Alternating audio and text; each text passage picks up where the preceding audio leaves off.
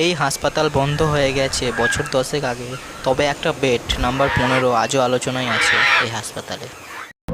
তন্ময় হাসতে হাসতে বলল, চ্যালেঞ্জ থাকলো বেড নাম্বার 15-তে আজ রাত কাটাবো। তখন দেখা যাবে কার দৌড় কত দূর। ওই ঘরে তো কেউ থাকে না, শুনেছি একজন নার্স রাতে ওই ঘরে মরে পড়েছিল। শুনেছি তারপর থেকে ওই হসপিটাল থেকে কেউ আর যায় না। যায় না তো কি হয়েছে, আমরা যাব। নিলয় ঘরের মধ্যে ঢোকে এবং ঘরটাকে ভালো করে স্ক্যান করতে লাগলো। তখনই বাইরে থেকে একটা ফিস আওয়াজ এলো।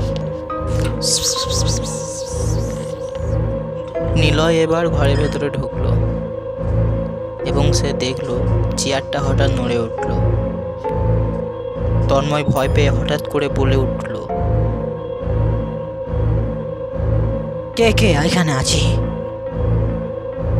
তন্ময় জেগে উঠে দেখে দরজাটা নিজে থেকে খুলে যাচ্ছে আর ফিস আওয়াজে কে যেন বলছে, বাঁচাও, আমি এখনো এখানেই আছি। কে তুমি?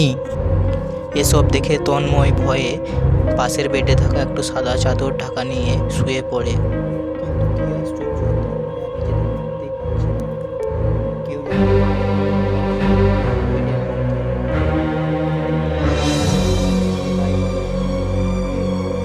কিন্তু তন্ময় জানতো না ওটাই হচ্ছে 15 নম্বর বেড।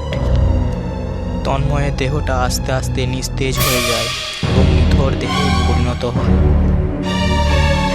ইতিমধ্যে নিলয় এবং তার আরেক বন্ধু ছুটে আসে তন্ময়ের কাছে।